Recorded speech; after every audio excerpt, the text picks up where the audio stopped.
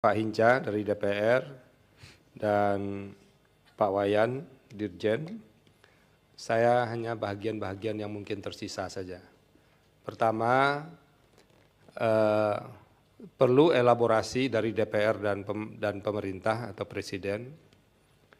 Ketika konstitusi mengatakan hak milik tidak dapat diambil secara sewenang-wenang, dan itu derivasi konstitusi kan ke undang-undang Pak Hinca dan Pak Dirjen.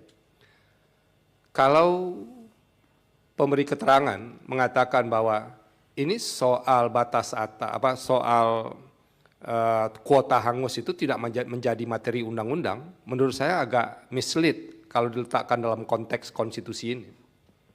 Harusnya undang-undang mengatur itu terlebih dahulu, karena ini menyangkut hak yang dimiliki oleh rakyat.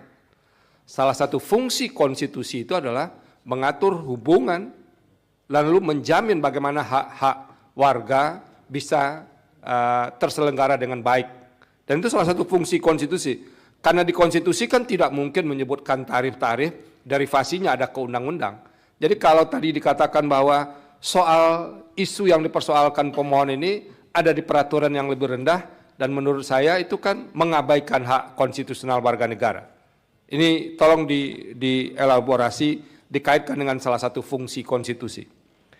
Yang kedua, tadi dikatakan bahwa pengguna itu terikat dengan standar kontrak.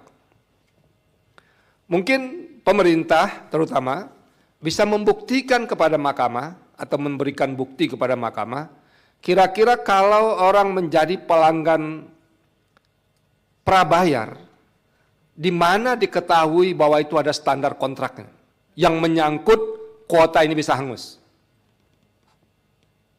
Saya tadi berupaya mendapatkan kartu telepon yang dijual umum itu, tapi nggak bisa karena waktu terbatas. Ada enggak di belakangnya disebutkan bahwa pengguna terikat dengan ini termasuk kuota hangus. Nah, dalam konteks itu menurut saya pemerintah, karena salah satu tugasnya adalah memastikan keterjaminan hak warga negara, harusnya yang seperti ini diatur lebih detail dan harusnya di undang-undang.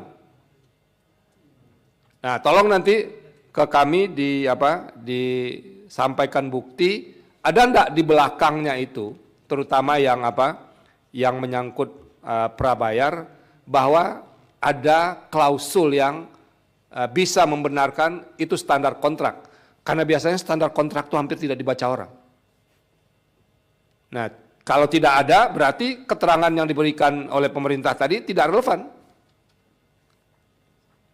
Nah, itu kami ingin dibuktikan itu, di mana kita bisa lihat sebagai standar kontrak.